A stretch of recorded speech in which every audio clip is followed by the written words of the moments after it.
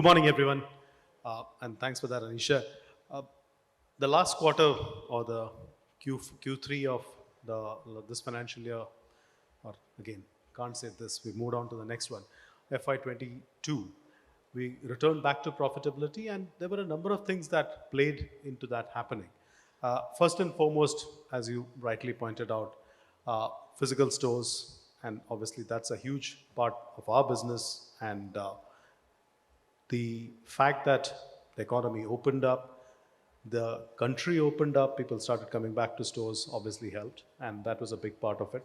The other factor which came into play, and the strategies that had been put into work during COVID. And if we just step back and look at what we had to do when COVID hit us, when suddenly stores were shut and people weren't coming in, we relooked at our whole business. And while we were present and we have always been one of the early movers on e-commerce, it was a channel rather than one of our key channels. And that was the shift in thinking that came in. And a whole lot of focus, attention, investment, and resources into reaching the consumer directly, even as they were sat at home, was the big shift that we brought in. And that's stood us in good stead. Not to forget that we are one of the best known, well loved shopping destinations in the country, most loved brand in the country, and we have over 8 million loyal customer base. And these customers know us, trust us, and when we were reaching out to them through different digital channels, it resonated, the fact that this is a place they've always been used to, the trust is there, and they blessed us with our business. So brick and mortar, physical stores, people walking in, plus the added business that we got in through our digital channels helped us navigate through during the COVID period and rewarded us during Q3, which helped us to get back to profitability. So let's talk about that digital play. What are the biggest learnings that you've had in recent times from the way you've executed that strategy? And let's face it, we've all made mistakes. Did you have to course correct along the way, or was everything smooth sailing when you kicked off? Oh, yeah. So first and foremost, in terms of what's important, I think you can look at number of things that are important. But for me, the most important aspect in the digital journey is the customer experience. And I think that's true, whether it's physical, whether it's online. It's that customer experience when they engage with you.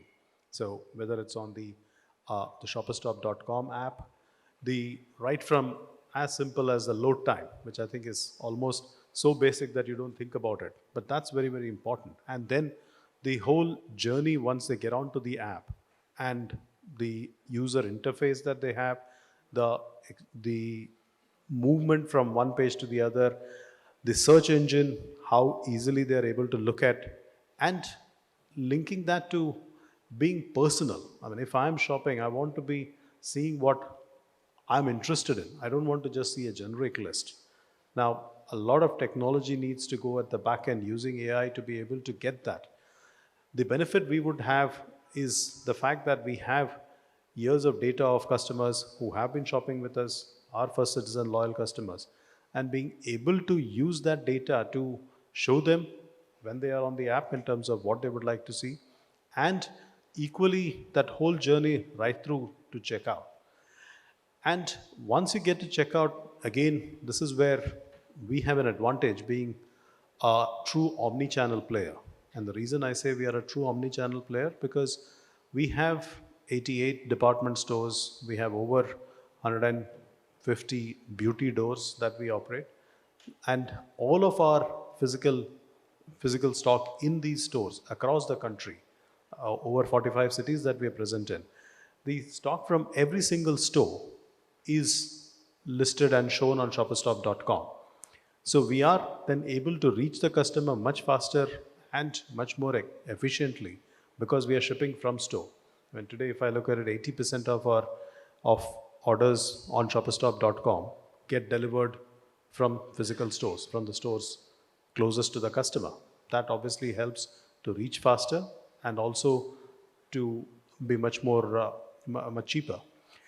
In terms of your second question, Anish, and I think, yeah, we not just make mistakes, we sometimes keep making mistakes to keep learning and keep moving on. And I think this is a journey which that's just, I mean, part and parcel of the game. I think the technology will need upgrading every 12 months, 18 months, 24 months. The way you look at the whole customer journey needs relooking. And I mean, I could talk to you for probably hours together in terms of the things that we have had to do and the things that we have had to change. Uh, and I'll just give you a few simple ones. The user interface, and of course, that was something which uh, we had to spend a lot of time and energy to get that right. Uh, and if I point out also as to how do we be truly omni, where we are also able to benefit from the physical stores. The fact that when you're seeing on the screen, it's one experience, but to be able to show the customer using technology through videos, through personal assistant, to be able to walk through the store and literally do a video shopping for them was something which we innovated and brought in. The equivalent of that, the white glove service that we have on beauty, where the makeup artists, and these are really artists that we have, helping educating the customers as to how to use makeup and be able to do that again using through video and exhibiting the products. So those were some of the intermittent changes. Also from a fundamental personalization, and this is where analytics comes in and is a big play.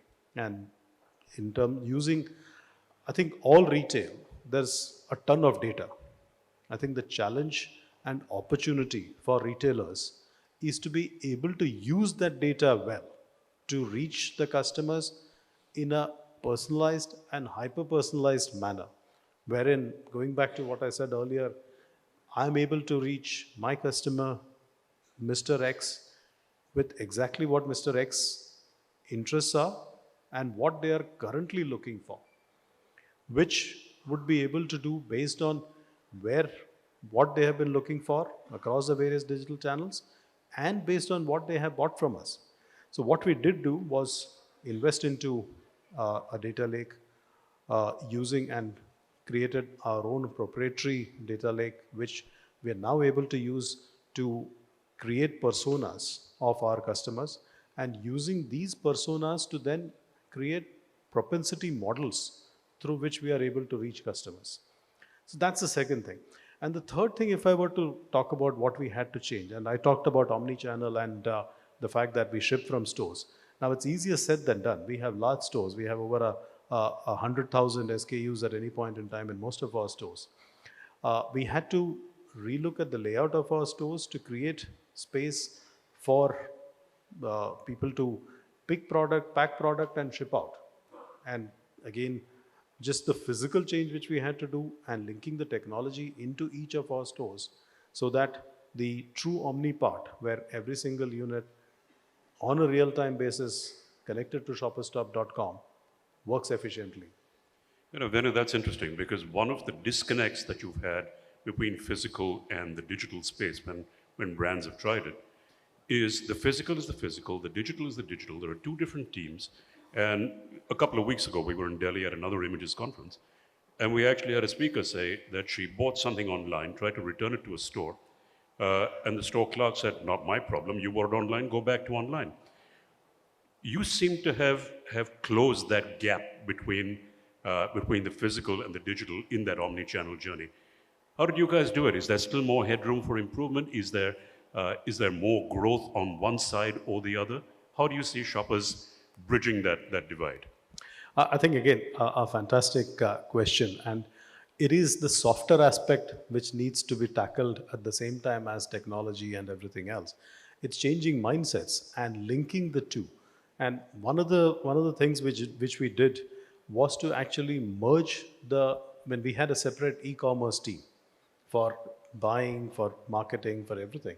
And we merged the product team from the e-commerce into the buying teams because it had to be one view of the customer. And some of the principles we set in place was for us to be truly omni, everything that's available online is available offline and vice versa. it's available at the same price at all times. So what's in the store is available online. And third, we actually empowered the stores to use the shopperstop.com app to actually service customers and provide customers product which is not available in their store, because as I said, it's available, what's in the whole country is available on the app. And today every single store assistant has got a separate login through which they go on to shopperstop.com, and if you are looking for a dress and the size is not available, he or she is able to quickly go to which store it is available and offer you to bill it for you then and there, and it'll get to your house. And today, 10% of our digital sales come through endless aisle, which is where the store assistant is actually assisting customers to buy through the app. And it is the joint ownership and giving credit for any sale that the store assistant does, which incentivizes them to do that sale. Equally from the back end, and it's a common customer service team. We don't have separate customer service for stores or online. In fact, our customer service desks are fully equipped with all the data of whether they're shipping online or offline. Again, a simple example, if you go on shopperstop.com and you're a first citizen customer, you can see all your purchases, whether it's bought offline or online, you're able to see it on your app, which makes the whole post-buy interaction with us much more easier. So, I mean, simple example, you wouldn't need to carry your invoice to return a product if you choose to come to the store. Alternatively, if you just choose to return it through by calling up our customer service and picking up, again, that's possible because you've got your invoice, it's on the app. So making sure that the entire business, and I think that's the way I would summarize it, the whole business to have a digital mindset where you're thinking digital first in everything that you do helps to make that shift from being a true brick and mortar business to being a true omni-channel retailer. Okay, I'm going to be a little embarrassed asking the next question because, as a disclaimer, my company is actually part of the InStore Experience at Shoppers Stop. But I do want to ask this. No, I'm not looking for I was going to say, looks like it's a difficult one.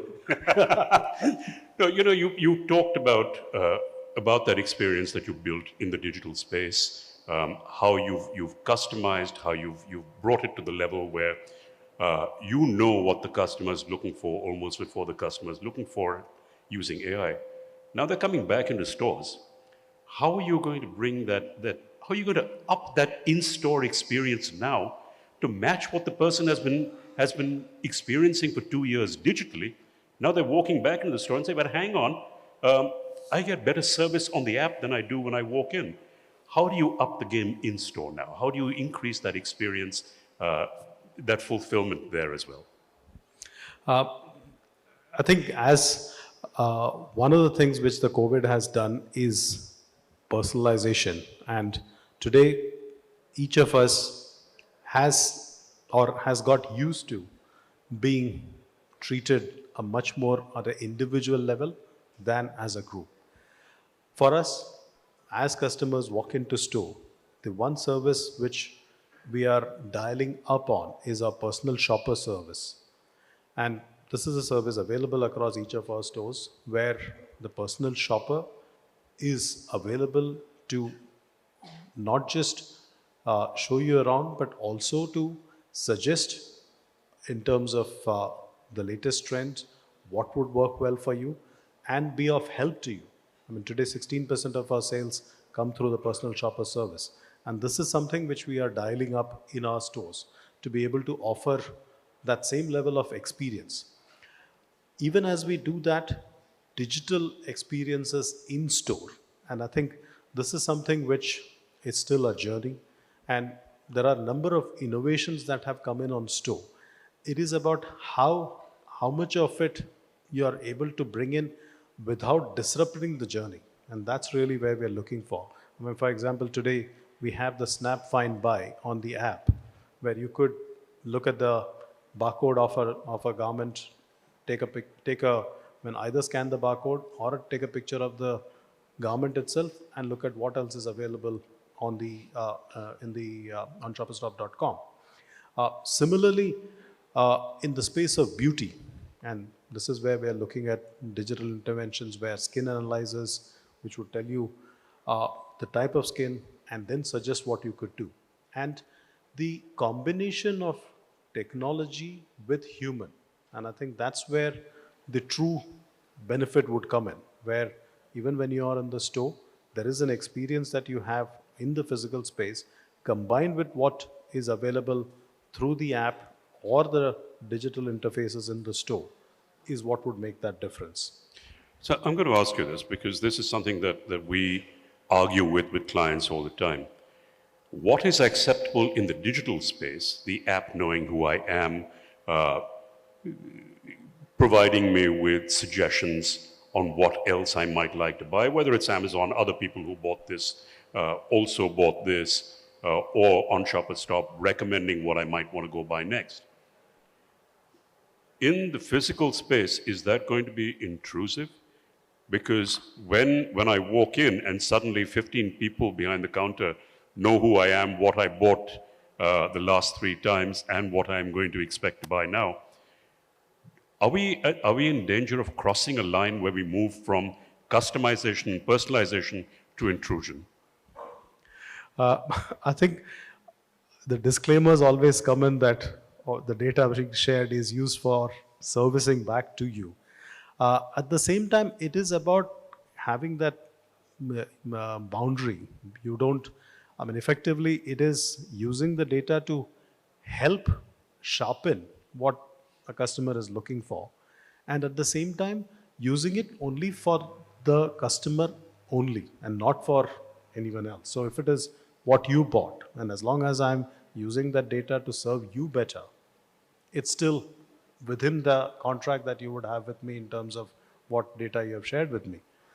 It becomes intrusion and I would say, I mean, going beyond intrusion to actually almost being criminal is if I'm using that data to then do something else with it, whether based on what you did, if I were to share it with somebody else, that's obviously not acceptable and that cannot be.